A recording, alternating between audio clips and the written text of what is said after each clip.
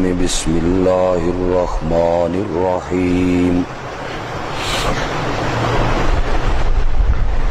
سأل سائل بعذاب واقع للکافرین لیس له دافع من اللہ ذی المعارج تعرج الملائکۃ والروح الیہ فی یوم کان مقدارہ 50,000 سنہ فاصبر صبرا جمیلا انہم یرونہ بعیدا ونراہ قریبا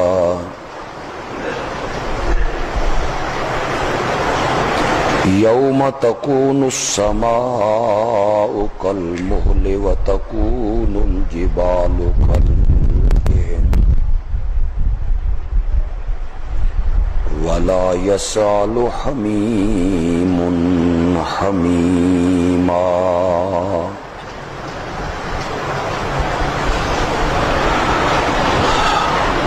اللہم صل علی سیدنا و مولانا محمد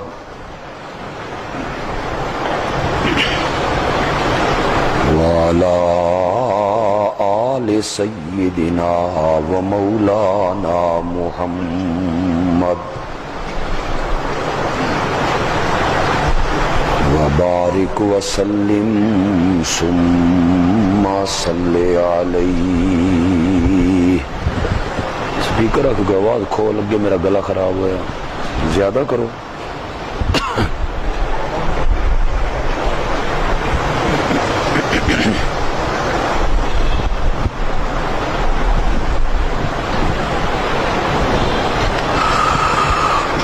اٹھائیسویں 29ویں پارے کی پہلی سورت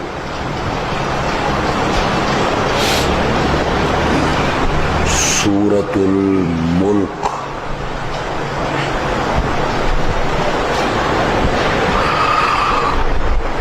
وہاں سے اللہ نے ایک نیا مضمون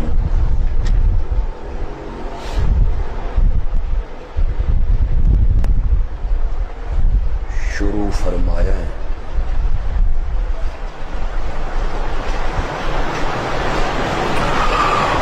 اور وہ مضمون ہے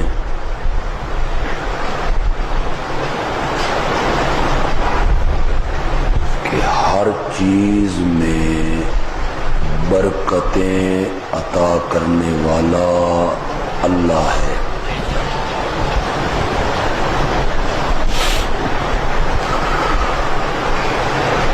اسے سورۃ الملک کی ابتدا میں ذکر کیا. تبارک الذی بیدہ الملک،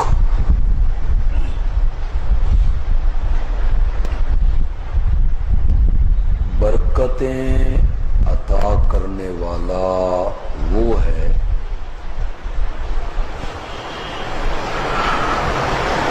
جس کے اختیار میں اور جس کے ہاتھ میں بادشاہی ہے.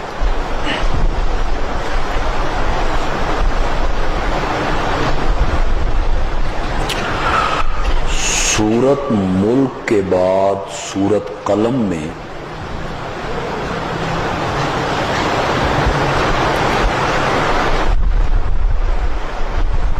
اللہ نے یہ فرمایا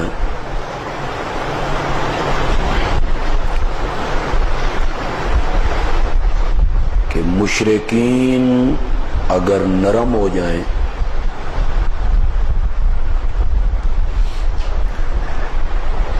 اور اس نقطے پہ سلو کرنا چاہیں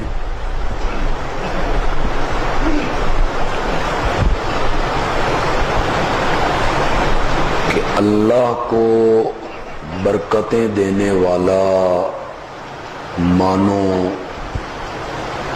سمجھو،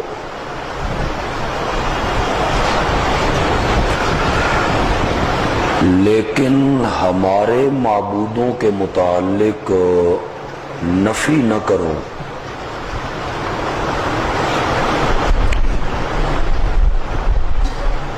تو ہم مخالفت میں نرم ہو جائیں گے۔ اس نقطے پہ وہ سلو کرنا چاہیں تو ان کی یہ بات تسلیم نہیں کرنی۔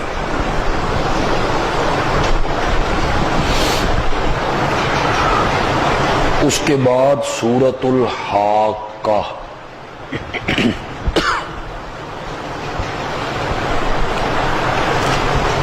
اس میں اللہ نے کچھ ڈراوے سنائے۔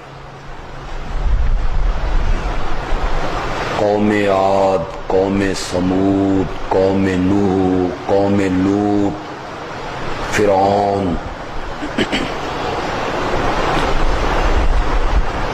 اور کچھ جہنم سے ڈرایا۔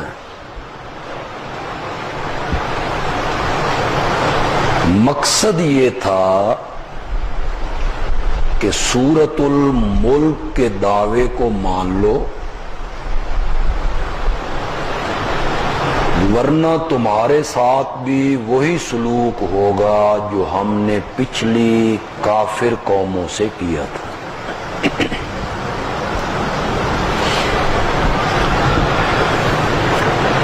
آج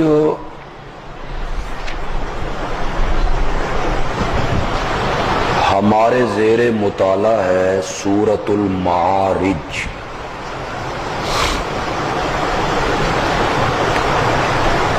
اس میں ماقبل سے ترقی کر کے کہا جائے گا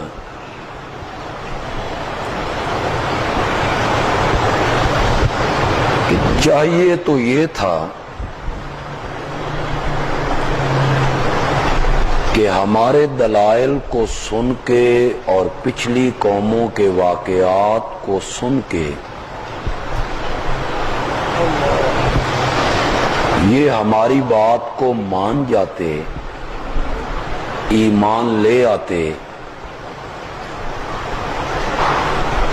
بجائے ماننے کے یہ تو عذاب کا مطالبہ کرنے لگے۔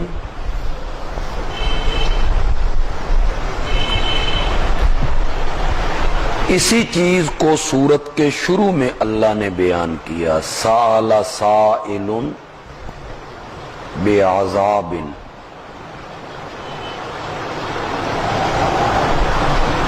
سأل کا ایک معنی ہوتا ہے پوچھنے کا،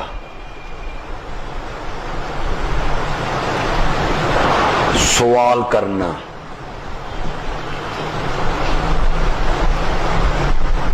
پوچھنے والے نے پوچھا عذاب کے بارے میں کہ کب ہوگا اور کن پہ ہوگا۔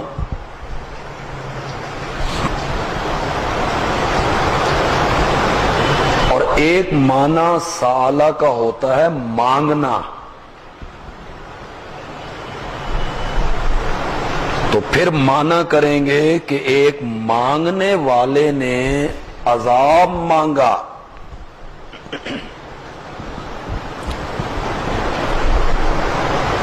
دونوں عذاب مراد ہو سکتے ہیں، دنیا والا بھی اور آخرت والا بھی۔ مشرکین مکہ کی ایک دعا کو سورۃ الانفال میں ذکر کیا، اللہم ان کان ھذا ھو الحق من عندک فامطر علینا حجارۃ من السماء او ائتنا بعذاب علیم۔ کہ اگر یہ نبی سچا ہے اور اس پہ اترنے والی کتاب سچی ہے تو ہم پر پتھروں کی بارش برسا دے، او اجتناب عذاب علیم، یا ہمیں دردناک عذاب میں گرفتار کر لیں۔ مانگنے سے مراد یہ عذاب ہے جو وہ دنیا میں مانگا کرتے تھے اور پھر اللہ نے بدر کے میدان میں انہیں اس کا مزہ چکھا دیا۔ اور کچھ مفسرین کا خیال ہے کہ یہ قیامت کے بارے میں، جب آپ قیامت کا ذکر کرتے اور قیامت کے احوال کا ذکر کرتے اور اس میں ہونے والے عذاب کا ذکر کرتے تو مشرکین عذرائے تمسخر، مذاق پوچھتے کب ہوگی جی قیامت، کب آئے گا عذاب؟ دونوں معنی ہو سکتے۔ مانگنے والے نے عذاب مانگا، مولانا حسین علی الوانی رحمت اللہ علیہ کہتے ہیں اللہ نے بھی یہاں لہجہ استہزاء کا اپنایا۔ اتنا بڑا شہنشاہ، ذی المعارج، زینوں والا، درجوں والا، مرتبوں والا، عظمتوں والا، خلاق عالم، جس نے گندے پانی کے قطرے پہ نقشہ جما کے اتنا خوبصورت انسان بنایا اور بغیر ستونوں کے آسمان کی چھت کھڑی کی اور پانی پہ زمین کو بچھا دیا۔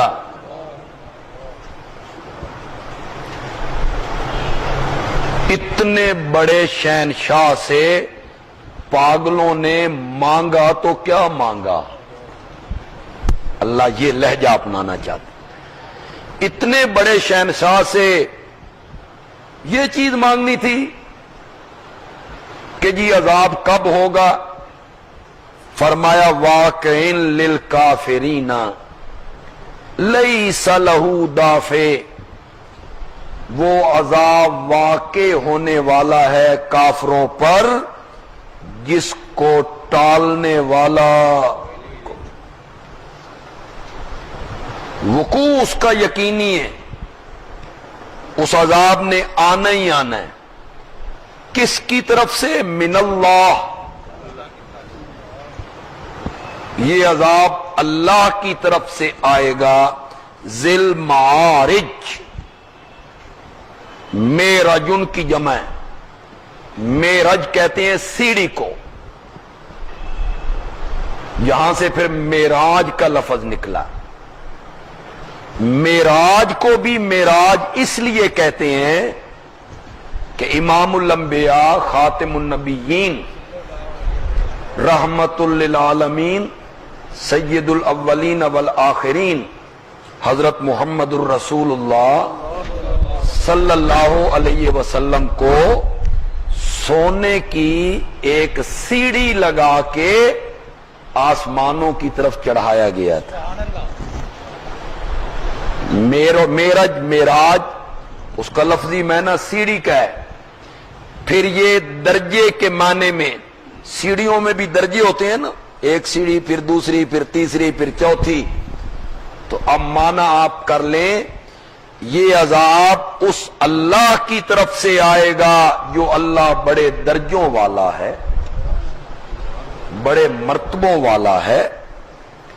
تعرج الملائکۃ والروح الیہ، فرشتے اور جبریل امین، الروح سے مراد جبریل ہے، اور جبریل کا تذکرہ اس لیے الگ کیا کہ اس کا مقام ملائکہ میں سب سے بلند ہے، اور وہ وحی لاتا رہا اور انبیاء پہ کتابیں اتارتا رہا، اس لیے ان کا تذکرہ الگ کر دیا۔ چڑھتے ہیں، فرشتے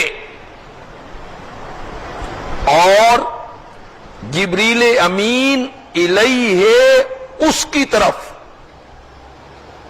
اتنے درجوں والا ہے، اتنی بلندیوں والا ہے، اتنی رفتوں والا ہے کہ فرشتے اور خاص کر کے جبریل امین اس نے بھی اس تک پہنچنا ہونا تو وہ 50,000 سال کے دنوں میں وہاں